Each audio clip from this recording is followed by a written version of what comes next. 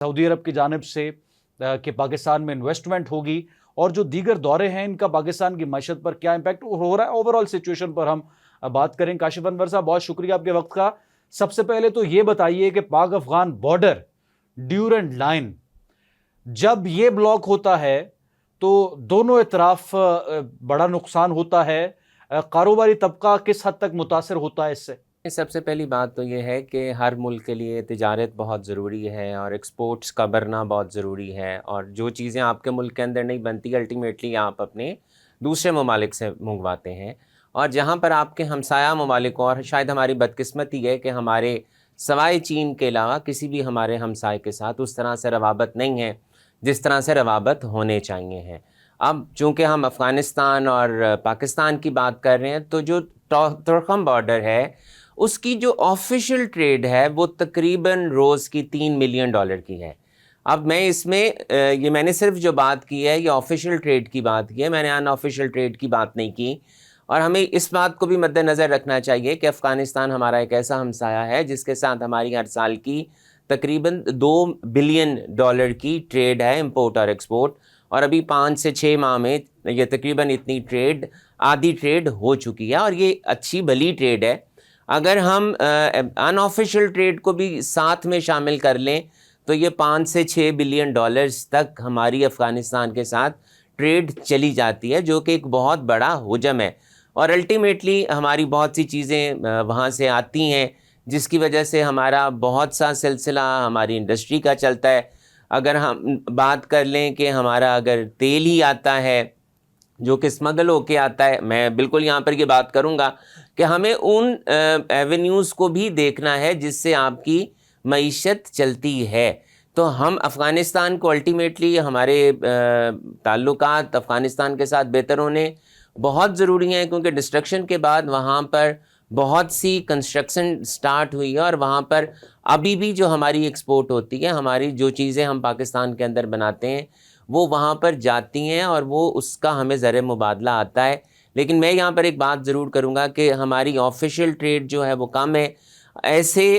हमारी गवर्नमेंट और उनकी गवर्नमेंट के दरमियान ऐसे रवाबत होनी चाहिए कि जो अनऑफिशियल ट्रेड है वो ज़्यादा से ज़्यादा बढ़े, ताकि उसका फ़ायदा हमारे रेवेन्यू को भी हो, हमारे टैक्स भी बढ़ें और हमारे बाकी मामलात भी बेहतर हों।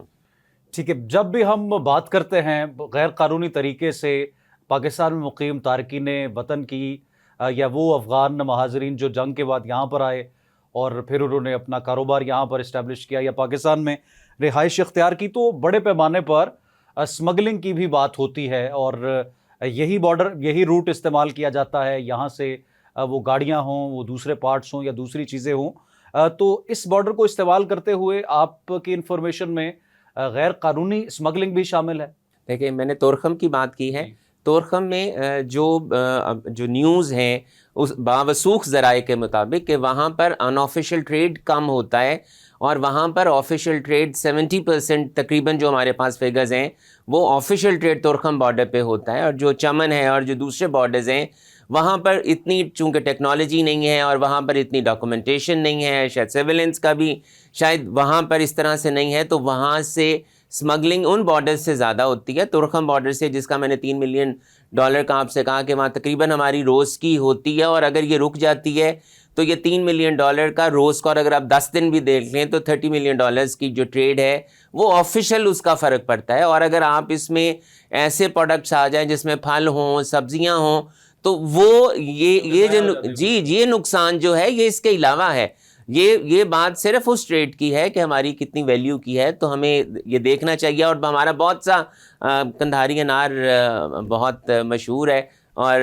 अंगूर बहुत मशहूर हैं जो मेवा जात आते हैं, तो ये चीज़ें अगर पड़े रहें, ज़्यादा देर के लिए पड़े रहें, तो इसका नुकसान फिर हो जाता है। मेवा जात और फलों सब्जियों के अलावा हम दीगर चीज़ें भी इंपोर्ट करते हैं अफगानिस्तान से। अल्टीमेटली देखें, हमारी बहुत सी चीज़ें वहाँ से आती हैं। हमारा तेल है, फिर हमारा आपके टायर्स, बहुत दफ़ा सुनने में आया था कि टायर्स के बड़े बड़े कंटेनर्स आते हैं, और भी बहुत सी चीज़ें आती हैं। तो सबके इल्म में है कि हमारा जो अनऑफिशियल ट्रेड है وہ بارڈرز کے اوپر سے ہوتا ہے، اور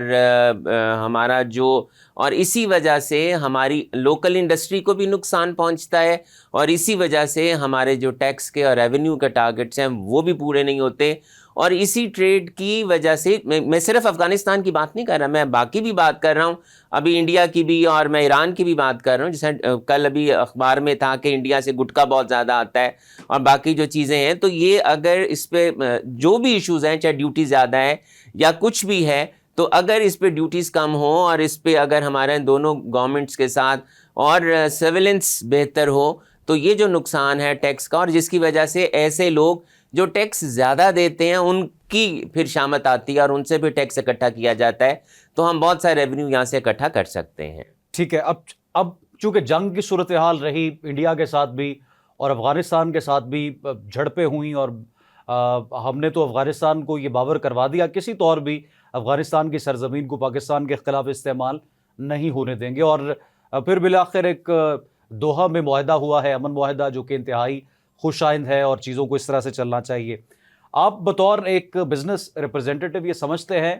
کہ ٹی ٹی پی کی افغانستان میں موجودگی اگر رہتی ہے اور دیگر جو دہشت گرد گروپس ہیں وہاں پر رہتے ہیں، تمام تر تحفظات ہماری ریاست کو افغانستان پر رہتے ہیں، تو اس کے بعد بھی ہم افغانستان کے ساتھ یہ ٹریڈ جاری رکھ سکتے ہیں؟ جیسے دیکھیں، یہ بہت ضروری ہے کہ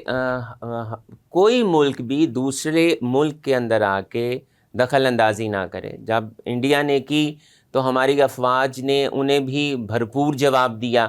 اور جب افغانستان نے بھی ایسی حرکت کی تو ہماری افواج، ہماری ریاست نے انہیں بھرپور جواب دیا۔ یہ بہت ضروری ہے کہ کسی ملک کو بھی پاکستان کے اندر دخل اندازی کی اجازت نہیں ہونی چاہیے، اور کوئی بھی ایسی دہشت گردی کی کارروائیاں جو یہاں پر کی جاتی ہیں، یہاں پر ہماری املاک کو اور ہمارا یہاں جانی نقصان کیا جاتا ہے، اور سب سے پہلے ہمارے جو فوجی بارڈرز پہ ہوتے ہیں، ہمارے ان کا جانوں کا نقصان ہوتا ہے اور وہ شہید ہوتے ہیں،